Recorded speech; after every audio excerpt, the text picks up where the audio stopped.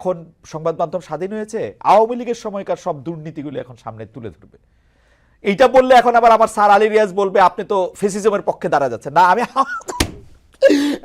করে এটা যাওয়াটা কোন আমার জায়গায় আসলে, মানে আমি তো মনে আচ্ছা করি যে আম- মানে আ- মানে কোশ্চেন জি তো আমি বলুন। এস্টাবলিশমেন্টকে করব, কোশ্চেন তো আর আমি একটা পলাতক দুষ্ট পতিত সরকারকে আর কেমনে করব, একটু যদি বলতেন। আচ্ছা, প্রথম কথা হচ্ছে যে আমাদের স্নেহভাজন প্রেস সেক্রেটারি যেটা বলেছেন যে এই সরকারের সময় কোনো বাধা বিঘ্ন নাই, আমি এখনো পাই নাই, কিন্তু কথাটা হচ্ছে যে প্রতিটি সরকার এই কথা বলছে। শেখ হাসিনা নিজে অসংখ্যবার প্রধানমন্ত্রী হিসেবে মিডিয়া বলেছেন যে স্বাধীন, আমাদের সময় মিডিয়া মিডিয়া স্বাধীন। স্বাধীন। আচ্ছা, এটা তো সব সরকারই বলে এটা। আচ্ছা, সঙ্গে স্টোনের একটা বইয়ের শিরোনামের কথা আপনাকে মনে করে দিই। একজন মার্কিন সাংবাদিক, 1930-এর দশকের খুব বিখ্যাত সাংবাদিক, তিনি একটা বই লিখেছেন। উনি নিজে কমিউনিস্ট ছিলেন 30-এর দশকে, 40-এর দশকে পর্যন্ত, যে অল গভর্নমেন্টস লাই। সেটা যে কোনো ভাবাদর্শের সরকারই হোক না কেন, সরকারগুলি কিছু অসত্য কথা বলে। ফলে এইটা ধরে নিয়েই আমরা সবার বক্তব্য দেখব। আর আপনার কথা একদম পরিষ্কার, আমি আপনার সঙ্গে একমত। প্রধানত আপনার এস্টাবলিশমেন্টকে প্রশ্ন করতে হবে, এটাই কাজ। তবে হ্যাঁ, আপনার ইতিমধ্যে পতিত সরকারের সময় যে সমস্ত তথ্য পাওয়া যায়নি, তথ্য পাওয়াও কিন্তু দুষ্কর ছিল। অনেকগুলি আইন করেছিল, কতগুলি আইন বিকৃত করেছিল। হ্যাঁ, ধরেন যে যারা তথ্যের তো কতগুলি সূত্র থাকে এবং কনফ্লিক্টিং ইন্টারেস্ট থেকে আসলে তথ্যের যোগান হয়, এটা আপনি নিজেই জানেন। তারা সেই তথ্য সরবরাহ করতে ভয় পেত, আর সব তারপরে প্রকাশ করলে তো ঝামেলা ছিলই। সেগুলোর যেটা দলিল, যেমন আমাদের দেশের কি কি হয়েছিল, এটা জানার জন্য সেগুলো অবশ্যই লিখতে হবে। এর অর্থ এই না যেমন যে এই সরকারকে এখন আর প্রশ্ন করার দরকার নাই। আমি একটা ছোট্ট উদাহরণ দেই। এই সরকারকে একটা জিনিস প্রশ্ন করি আমি আপনাকে, আপনার মাধ্যমেই। আওয়ামী লীগ সরকারের বিরুদ্ধে মানবাধিকার লঙ্ঘনের মেলা অভিযোগ ছিল। এই অভিযোগের 99 ভাগ সত্য। বিরোধী দলের লোকদেরকে জেলে পুরে অনেককে আপনার প্রয়োজনীয় চিকিৎসা দেওয়ার ব্যবস্থা ছিল না। আচ্ছা, অন্যায়ভাবে অনেককে, ঘটনা ঘটে নাই তার বিরুদ্ধে মামলা করেছে এবং তার জন্য ভুগতে হয়েছে, এটা সত্য। এগুলির বিরুদ্ধে সংগ্রাম করেই তো আজকের সরকার ছাত্রদের মাধ্যমে প্রতিষ্ঠিত হয়েছে। এই সরকার যদি একই কাজ করে, বাংলাদেশে বহু মানুষের সামনে ওই সরকারের সঙ্গে, পতিত আওয়ামী লীগ সরকারের সঙ্গে তারা যুক্ত ছিল, কিন্তু তাদের অনেকের বিরুদ্ধে অন্য কোন হচ্ছে নির্দিষ্ট অভিযোগ উত্থাপন না করে, কিংবা সেগুলো আপনার আপনার সেগুলো ইনভেস্টিগেশনের ভিত্তিতে কোনো মামলা দায়ের না করে আপনার গড় পর্দা অসংখ্য আপনার হত্যা মামলা দেওয়া হলো।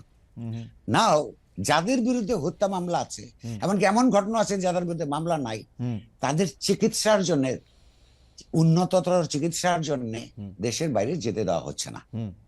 আবার যে জেলখানায় আছে, হ্যাঁ, তার চিকিৎসাও ঠিক মতো করা হচ্ছে না। এই অভিযোগ আছে। আমরা এখন সাধারণভাবে বলছি, কিছুদিন পর কাদের কারণে কারা ভুগছে এটা আমাদেরকে তো বলতে হবে। তাহলে এটা আমরা আমাদের সাংবাদিক চৈতন্যের প্রতি সৎ থাকবো কি করে? আমাদের দায়িত্ব তো পালন করতে হবে, রাইট? তাহলে আমরা তো একটা উন্নততর ব্যবস্থার জন্য সংগ্রাম করেছি, বা যারা করেছেন আমরা হয়তো একটা সহযোগী শক্তি হিসাবে ছিলাম, কিন্তু একই ঘটনা তো আমরা তাদের কাছ থেকে চাই না। যদিও তা অন্যদের কোনো অন্য ধরনের অপরাধের বিচার এটা হতে পারে, কিন্তু আপনি বন্দী অবস্থায় চিকিৎসা দিবেন না। আর একজনকে, কাউকে মামলা নাই, হ্যাঁ, কিন্তু এমপি ছিল এক সময়, সে কারণে আপনি দেশের, এখনকার দেশের ডাক্তাররা বলছে যে এই চিকিৎসাটা এখানে নাই, বাইরে চিকিৎসা দেবেন না। তারা যদি মৃত্যুবরণ করে, এই দায়িত্ব কিন্তু এই সরকারের থাকবে। সরকারের অতি উৎসাহী সদস্যদের এইটা একটু চিন্তা করবার সময় এই এসেছে। অতি উৎসাহী সদস্যদের, আমি নিশ্চয়ই আমাদের অতি উৎসাহী সদস্যরা কেউ কেউ কবির ভাইয়ের কথা শুনবেন। এবং এই কারণে যে মানব ইতিহাসে একটা রাষ্ট্রের জন্ম বিকাশ, পরিণতি লাভ, এগুলো লম্বা প্রক্রিয়া। আমরা বারবার এই অঞ্চলে তো এরকম গণঅভ্যুত্থান হয়েছে। সবচেয়ে বড় কথা, বাংলাদেশের সবচেয়ে গৌরবের সময়, বাংলাদেশের মুক্তিযুদ্ধ, সেখানে যে ধরনের রক্তক্ষয়, যে ধরনের অবদান মানুষ রেখেছে, তখনও তো আমরা মনে করেছি যে বাংলাদেশে একটা তার অগ্রগতির স্বর্ণ শিখরে অবস্থান গ্রহণ করবে, কিন্তু সেটা হয় নাই। ইতিহাসে এরকম বহুবার বহু বড় বড় আন্দোলন, সংগ্রাম এবং আত্মত্যাগের পর মানুষ ঠিক যতটা আশা করে, সাধারণ মানুষ ঠিক ততটা নাও হতে পারে। তার জন্য কোনো দেশের ভবিষ্যৎ একবারে ধ্বংস হয়ে যায় না। সেটা হচ্ছে যে যে কোনো খারাপ পরিস্থিতিতেই যে কোনো দেশের জনগোষ্ঠীর একটা ইতিবাচক সম্ভাবনার পথ বরাবর খোলা থাকে, যদি সেই জনগোষ্ঠী সুচিন্তিতভাবে সঠিক সময়ে সঠিক পদক্ষেপ গ্রহণ করতে পারে। হ্যাভিং সেইড দিস, আমি আবার ওনাকে ডিফেন্ড করব যে একটা জনগোষ্ঠী কতবার আত্মত্যাগ করবে।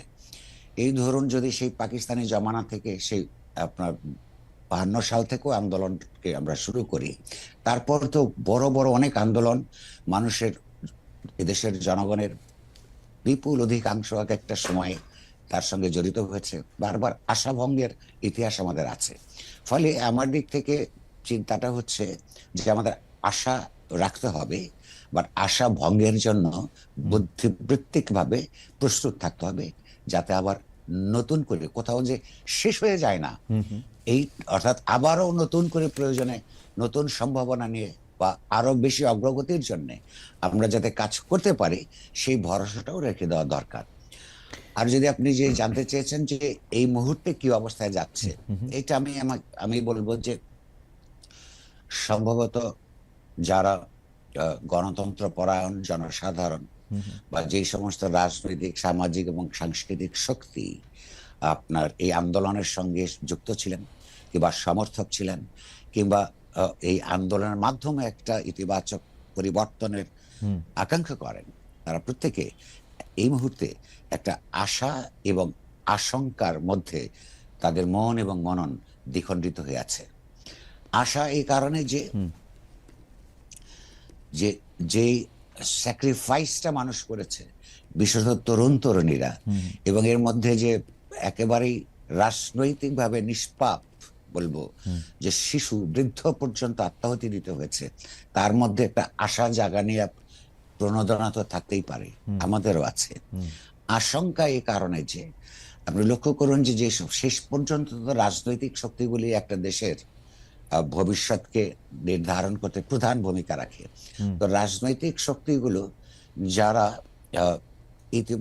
গত 20-22 বছরে সমাজের মধ্যে যে সমস্ত সংস্কারের আকাঙ্ক্ষা উঠে এসেছে, এবং বিভিন্ন দফা, কারোর 31 দফা, কারোর 27 দফা, কারোর নানান ধরনের দফা আমরা প্রণীত হতে দেখেছি। এই দফাগুলি কিন্তু প্রণীত হয়েছে গণতান্ত্রিক সংস্কারের যে জন আকাঙ্ক্ষা, তারই চাপের মধ্যে। সেই পর্যায়ে যখন একটা গণ অভ্যুত্থান হলো এবং নতুন করে মানুষের আশা জাগ্রত হলো, নতুন করে শত শত মানুষকে আত্মাহুতি দিতে হলো, সঙ্গত কারণেই গণ অভ্যুত্থান পূর্ববর্তী সময়ে যে গণতান্ত্রিক সংস্কারের আশা কর্মসূচি, তার পরবর্তী সময় তার চেয়ে একটু বেশি হতে হবে। ওকে, যদি অর্থাৎ 31 দফা, 27 দফা, 10 দফা প্লাস কিছু একটা হতে হবে। কারণ হচ্ছে, তা নাহলে এই যে মধ্যের সময়টাতে মানুষের যে আত্মত্যাগ, তার মধ্য দিয়ে জাগ্রত নতুন আশা, তার মধ্যে সমতা ভিত্তিক সমাজ এবং রাষ্ট্র প্রতিষ্ঠার দাবি, এবং ওই আন্দোলন যে ব্যানারের অধীনে হয়েছে, সেটার নামই ছিল বৈষম্য বিরোধী আন্দোলন। সুতরাং সেখানে এই আশাটা আমরা করি। আশঙ্কার জায়গা হচ্ছে এই জায়গায় তারা কিন্তু অনেকেই বিভক্ত হয়ে পড়ছেন। আবার বৈষম্য